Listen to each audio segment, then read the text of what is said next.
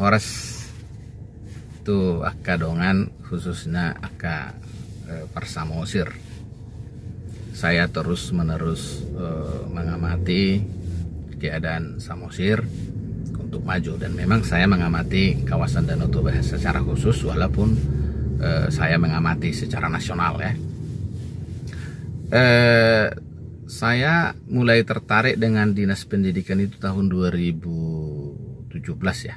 Tahun 2017 saya mengenal Pak Ricardo karena Pak Ricardo datang ke kantor kami dengan Profesor Yohanes Surya ya, waktu itu Surya Institute. Nah, jadi Pak Ricardo saya lihat sangat serius untuk pendidikan, dan pertama kali kami ditugaskan waktu itu bagaimana membawa Samosir ke tingkat nasional ya, ke tingkat nasional untuk kompetisi sains nasional. Nah, waktu itu sudah lulus, sudah uji tingkat kecamatan ya, tingkat kabupaten sudah lulus. Jadi target kami harus lulus ke tingkat nasional.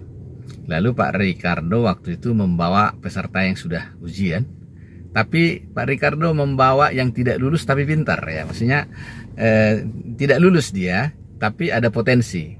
Nah, lalu kami buatlah waktu itu pretest sama posttest. Nah, yang sangat berprestasi yang diharapkan sesuai target Samosir ketika itu adalah Hilarius Sitanggang. Hilarius Sitanggang yang ke tingkat nasional, yang kemudian masuk DEL, dan kemudian dia menjadi utusan DEL dalam fisika. Itu dan sekarang kuliah di Institut Teknologi Bandung. Dan saya kira kasus-kasus seperti si Hilarius Sitanggang ini cukup banyak di Samosir. Dan tahun 2018, setahun kemudian kita bina guru dan siswa. Samosir waktu itu tertinggi di kawasan Danau Toba yang sebelumnya didominasi oleh Dairi dan Toba. Samosir puncak tahun 2018, juga diikuti 2019, 2020, 2021. Sangat mudah orang Samosir masuk sekolah unggulan di DEL, juga di Soposurung ya.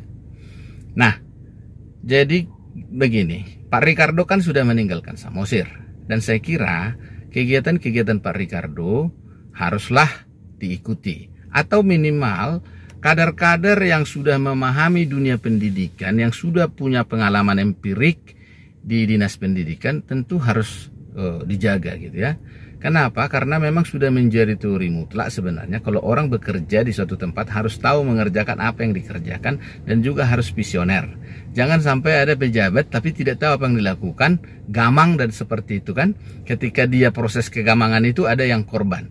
Contoh, kita ini kan sebentar lagi akan ada masuk sekolah unggul ya, sekolah unggul. Tentu kita kan akan pelatihan. Nah, kalau misalnya pelatihan apa, isinya apa, siapa yang mau diundang, apa yang mau dikerjakan tidak bisa, ya tentu Samosir akan ketinggalan. Gitu ya. Nah, dulu itu sampai Pak Ricardo itu ya, sampai kepada Ketua Yayasan Soposurung Balige, kita ajak untuk katakanlah supaya anak-anak Samosir tidak gagal dalam samapta, dalam hal tes-tes samapta, juga tes psikologi, semua dilakukan untuk anak-anak Samosir. Nah, kenapa? Karena Pak Ricardo memang rohnya pendidikan gitu ya. Jadi saya kira memang saya sudah melihat formasi-formasinya seperti Sekdis, Kabid tidak selama ini tidak memiliki track record di bidang pendidikan. Nah, bagaimana dengan personel-personel yang lain gitu ya? Tolong untuk Dinas Pendidikan itu adalah orang yang harus bisa mengerjakan kapan, di mana, untuk apa, visinya apa, untuk apa. Karena kalau tidak bisa melakukan apa yang sebenarnya menjadi kebutuhan pendidikan Samosir, ini kan rugi Samosir.